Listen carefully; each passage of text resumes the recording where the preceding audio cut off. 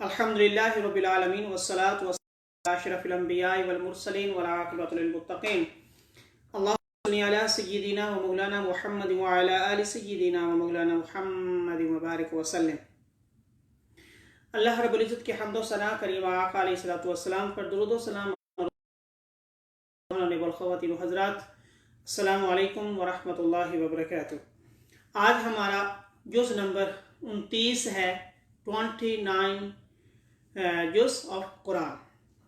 तो इस पूरे पारे के अंदर 11 सूरतें हैं। उनके नाम 11 सूरतों के नाम, पहली सूरत है मुल्क, फिर सूरतुल कलम, सूरतुल हाक़्क़ा, सूरतुल माआरिज, सूरतुल नूह, सूरतुल जिन, सूरतुल मुज़्ज़म्मिल, सूरतुल मुद्दस्सिर, सूरतुल क़ियामा and Suratul Dahr. Other name is Suratul Insan, and the last surah है Suratul Mursalat.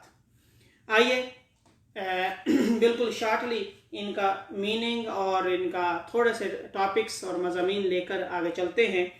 पहली सूरत है सूरतुल मुल्क, और मुल्क मीनिंग के मिल्कियत, द सोवरेनिटी।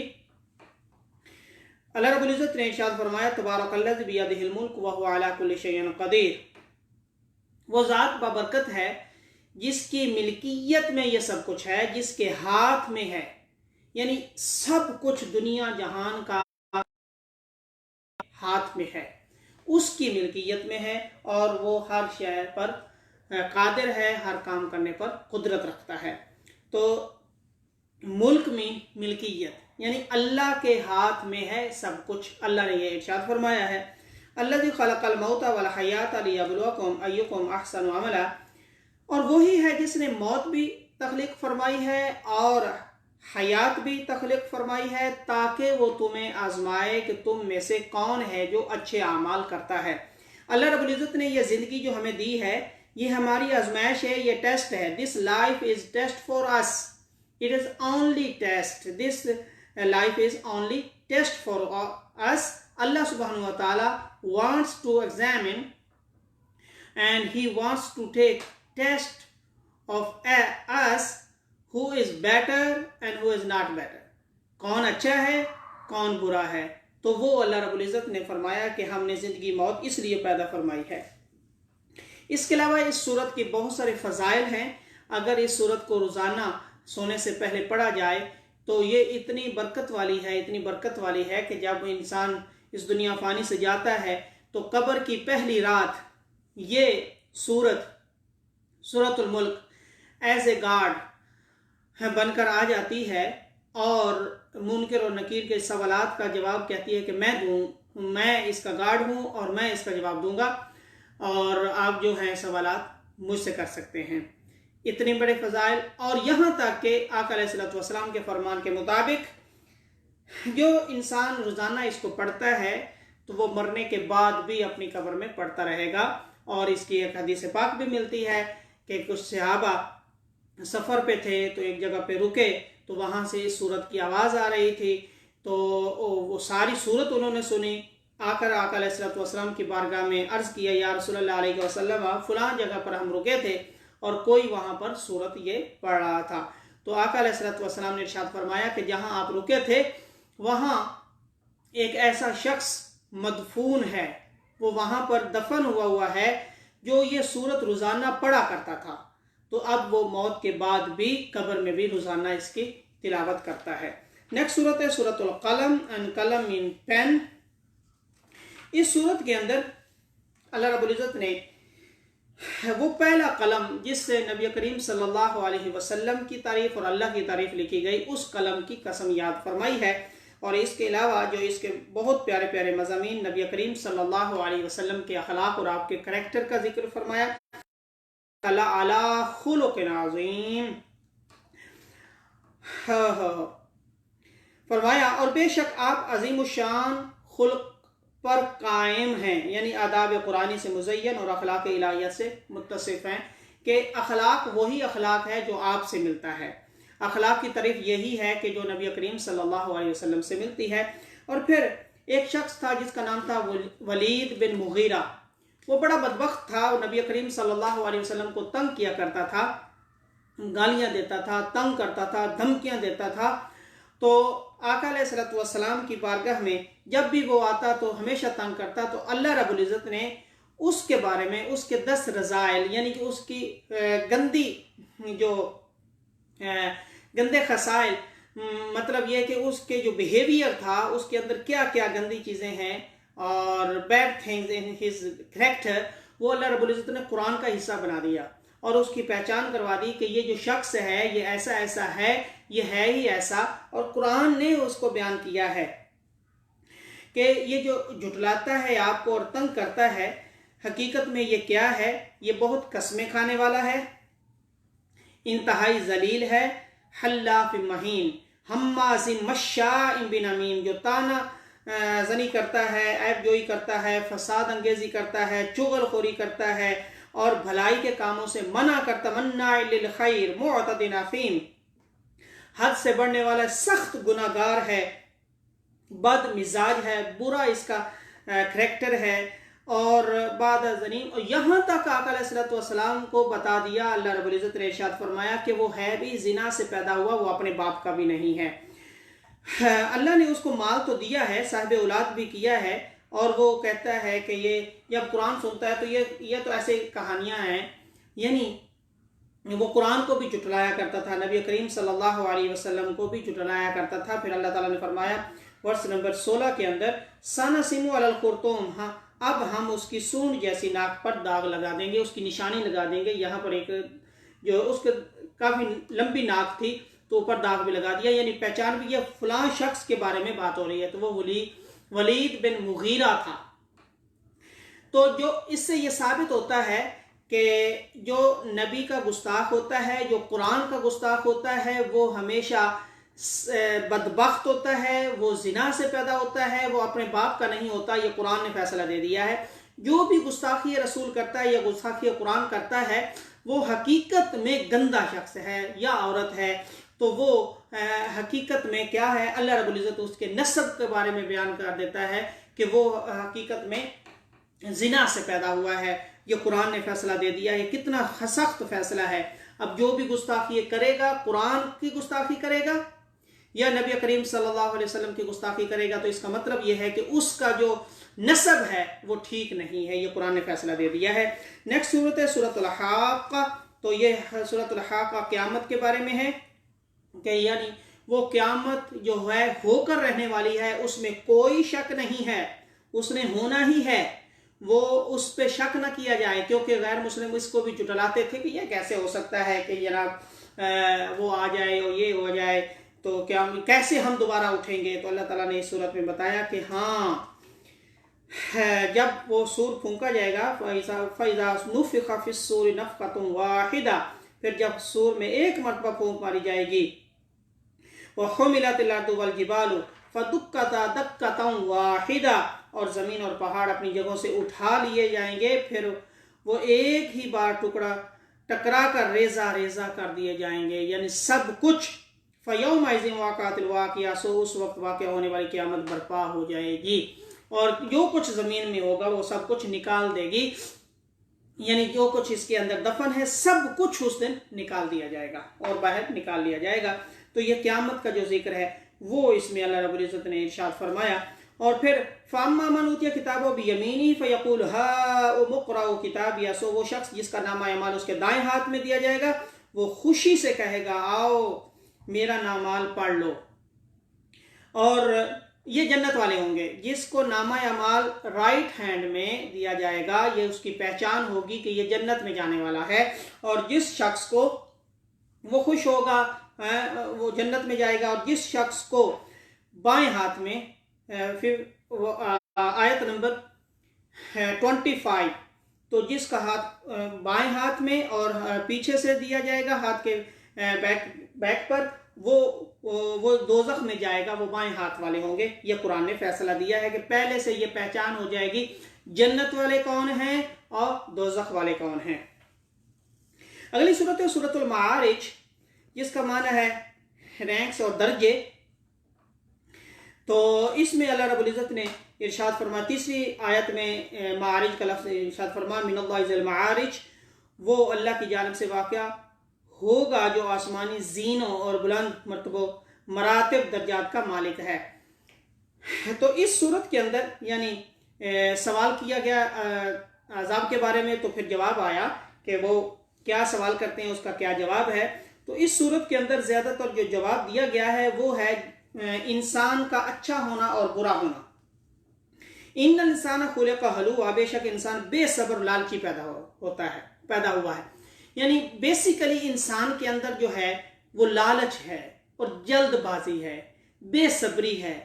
तो लेकिन जो फिर जिसकी तरबियत हो जाए, ट्रेनिंग हो जाए और नेक लोगों के साथ रह रहकर ट्रेनिंग हो जाए, वो अपने आप को अच्छा कर लेता है। वरना जो बेसिकली जो इंसान के अंदर है वो बेसब्री है और पेशेंस नहीं है, वो कुरान ने बयान किया है।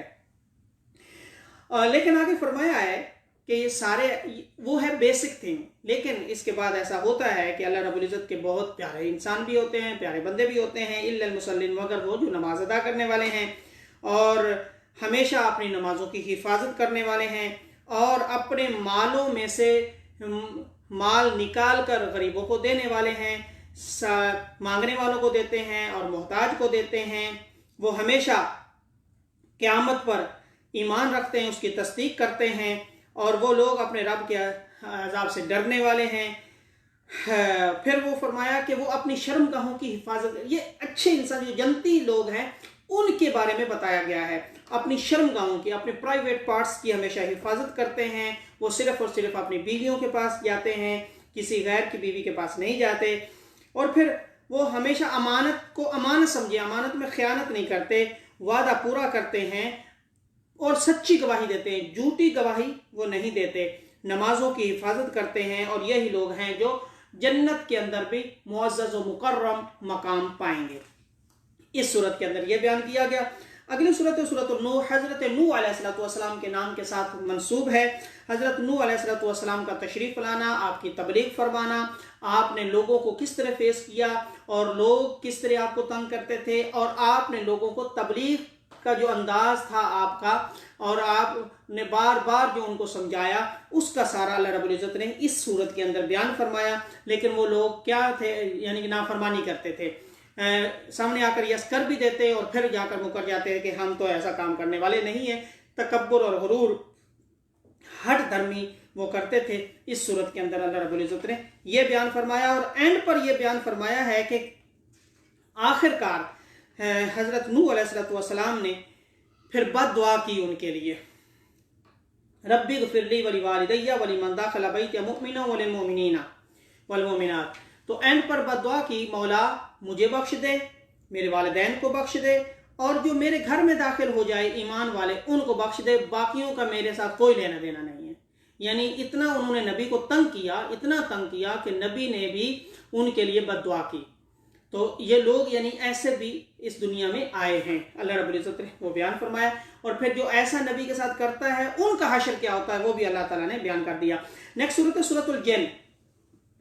तो ये जिन्नात के साथ मंसूब है और इस सूरत के अंदर वो बयान किया गया है कि आका अलैहिस्सलाम की बारगाह में किस तरह जिन्नात हाजिर होते थे, जमातें की जमातें आती थी, ग्रुप के ग्रुप आते थे और आकर कलमा पढ़ते थे, कुरान सुनते थे और तस्दीक करते थे और ईमान ले आते थे, कलमा पढ़ लेते थे और फिर वो मुबल्लिग बनकर और तबलीग करने वाले बनकर, दाई बनकर तो अपनी कौमों की तरफ वापस जाया करते थे और फिर जिन्नात को जाकर मुसलमान किया करते थे। यानी वो जिन्नात का जिक्र इस सूरत के अंदर अल्लाह रब्बुल इज़्ज़त ने बयान फरमाया है और जिन्नात फिर आपस में किस तरह आका अलैहिस्सलाम की तारीफ फरमाया करते थे वो भी बयान किया। और एंड पर अल्लाह रब्बुल इज़्ज़त ने मसाजिद के बारे में भी बयान फरमाया कि ये जो मसाजिद है ये ख़ास अल्लाह के ज़िक्र के लिए बनाई गई हैं, अल्लाह का घर होता है, इसमें किसी और को शरीक कहीं भी नहीं ठहराना चाहिए और ख़ास तौर पर मसाजिद के अंदर उसके जो आदाब हैं वो मलहूज़े खातिर रखने चाहिए। और आखिर में इल्म गैब के बारे में फरमाया कि वर्स नंबर 26 कि अल्लाह किसी को अपना इल्म जो है वो जाहिर नहीं करता, हाँ वो करता है अपने प्यारे रसूलों को जिस रसूलों में से जिसको चुन लेता है उनको अपना इल्म अता फरमाता है, इल्म गैब वो उनको अता फरमाता है। इल्ला मन इर्तज़ा मिन रसूल फ़इन्नहु यसलुकु मिन बैनि यदैहि व मिन खल्फिही रसदा, तो अपना इल्म वो अता करता है, लेकिन अपने चुनीदा खास बंदों को, खास रसूलों को अता करता है। नेक्स्ट सूरत है सूरतुल मुज़म्मिल। मुज़म्मिल करीम आका अलैहिस्सलातु वस्सलाम का नाम मुबारक है, और सर्दियों के रातों में आका अलैहिस्सलातु वस्सलाम अपने ऊपर चादर लेकर इबादत फरमा रहे थे, और इतनी लंबी इबादत करते थे, सारी सारी रात इबादत करते थे और खड़े रहते थे क़याम के अंदर कि अपने पाँव के अंदर भी वर्म आ जाते थे, यानी सूजन आ जाती थी। तो अल्लाह रब्बुल इज़्ज़त ने वो दिलासा अता फरमाया कि ए चादर ओढ़ने वाले, या अय्युहल मुज़म्मिल कुम मिन-अल-लैलि इल्ला क़लीला, आप रात को नमाज में क़याम फरमाया करें मगर थोड़ी देर के लिए। यानी हम सब के लिए ये हुक्म है कि ज़्यादा इबादत करें अल्लाह रब्बुल इज़्ज़त की बारगाह में, लेकिन अपने प्यारे महबूब अलैहिस्सलातु वस्सलाम के लिए क्योंकि वो इतनी ज़्यादा इबादत करते तो अल्लाह ताला ने कितनी मोहब्बत फरमाई और उनको फरमाया आप कम इबादत किया करें। सुबहान अल्लाह, ये अल्लाह का ख़ास करम और ख़ास मोहब्बत है अपने महबूब अलैहिस्सलातु वस्सलाम से। उन्होंने फरमाया, फिर फरमाया कितना कम, निस्फ़ा हुआ बिनको सौ में, आधी रात या इससे भी कम, थोड़ा सा कम कर लिया करें। यानी आपके लिए खास फरमाया कि आप इबादत, क्योंकि आप के जिस्म में और पाँव में वर्म आ जाते हैं, जिस्म थक जाता है। तो इस सूरत के अंदर अल्लाह रब्बुल इज़्ज़त ने फिर आगे कुरान का नज़ूल और आका अलैहिस्सलातु वस्सलाम की और शानों का नज़ूल, शानों के बारे में अल्लाह रब्बुल इज़्ज़त ने बयान फरमाया। नेक्स्ट सूरतुल मुद्दस्सिर, मुद्दस्सिर का माना भी, ये भी आका अलैहिस्सलातु वस्सलाम का नाम मुबारक है, और इसका माना भी ये है कि चादर ओढ़ने वाले हबीब। इस सूरत के अंदर अल्लाह रब्बुल इज़्ज़त ने अपने महबूब अलैहिस्सलातु वस्सलाम को फरमाया, या अय्युहल मुद्दस्सिर कुम फअंज़िर व रब्बका फकब्बिर व सियाबका फताहिर। आपके ज़रिए तमाम उम्मत को ये अहकामात फरमाए कि उठें और लोगों को डर सुनाएं और अपने रब की बड़ाई बयान किया करें, कपड़ों को हमेशा जैसे पहले साफ रखते हैं साफ रखा करें। तो ये आगे अल्लाह रब्बुल इज़्ज़त ने बयान फरमाया। फिर दोज़ख का जिक्र फरमाया इस सूरत में, और दोज़ख वालों से एक बड़ी ख़ास बात इसमें जो बयान फरमाई कि जब दोज़ख में लोग जाएंगे तो उनसे पूछा जाएगा, लोग पूछेंगे भाई आप दोज़ख में क्यों आए, कैसे आए आप दोज़ख में, किस तरह आ गए आप। तो वो 4 चीज़ें उन्होंने बयान की। दोज़ख में जाने वालों ने, ये गौर तलब बात है, 4 चीज़ों का जिक्र फरमाया कि इनकी वजह से हम दोज़ख में आए। वो कौन कौन सी चीज़ें हैं कि जो वो बयान करेंगे कि हम दोज़ख में आए, इनकी वजह से आए। मा सलकाकुम फी सक़र, और कहेंगे तुम्हें क्या चीज़ दोज़ख में ले गई, तो वो कहेंगे क़ालू लम नकु मिनल मुसल्लिन। पहली बात जो वो दोज़ख वाले कहेंगे कि हम नमाज नहीं पढ़ते थे। ये पहली बात है, नमाज ना पढ़ना ये दोज़ख के अंदर लेके जाएगा। वलम नकु नुतइमुल मिस्कीन, और दूसरी ये बात है कि लोगों को हम खाना नहीं देते थे, खुद खा जाते थे लेकिन किसी को नहीं देते थे। यानी दूसरों को खिलाना ये जन्नत के अंदर ले जाता है, नमाज पढ़ना जन्नत के अंदर ले जाता है, ये ना करना ये दोज़ख में लेकर जाता है। और तीसरे नंबर पर फरमाया कि हम ऐसे बेहुदा मशागिल में और बस फन में लगे रहते थे और अल्लाह के लिए कुछ नहीं करते थे। और चौथे नंबर पे कि हम रोज़े जज़ा यानी क़यामत पर ईमान नहीं रखते थे। 4 चीज़ों का जिक्र है, नमाज नहीं पढ़ते थे, हम दूसरों को खाना नहीं खिलाते थे, हम बेहुदा काम करते थे, और हम रोज़े जज़ा यानी क़यामत को चुटलाते थे। इनकी वजूहात से हम दोज़ख में आए हैं। अगली सूरत है सूरतुल क़ियामा, तो क़यामत, डे ऑफ जजमेंट। ला उक़सिमु बियौमिल क़ियामा, मैं कसम खाता हूँ रोज़े क़यामत की। अल्लाह रब्बुल इज़्ज़त यानी वो ऐसे भी कोई बात इरशाद फरमा दे तो उसकी बात में कोई शक नहीं होता, लेकिन जब कोई ज़्यादा अहमियत वाली बात होती है तो अल्लाह रब्बुल इज़्ज़त उस वक्त कसम याद फरमाता है। तो इस सूरत का नाम भी क़यामत रखा और क़यामत के दिन की कसम याद फरमाई कि इसमें शक नहीं है, उसने आना है, हमने दोबारा सबको जिंदा करना है, सब दोबारा जिंदा होंगे और मेरे सामने पेश किए जाएंगे, तुम यकीन कर लो। फिर कुरान के नुज़ूल का जिक्र कि किस तरह कुरान नाजिल होता था, आका अलैहिस्सलातु वस्सलाम पढ़ते थे और सहाबा को सिर्फ और सिर्फ ज़ुबान मुस्तफ़ा से कुरान मिला है, यानी डायरेक्ट सहाबा ने जिब्राइल अलैहिस्सलातु वस्सलाम को नहीं देखा, आयात आती हुए नहीं देखी।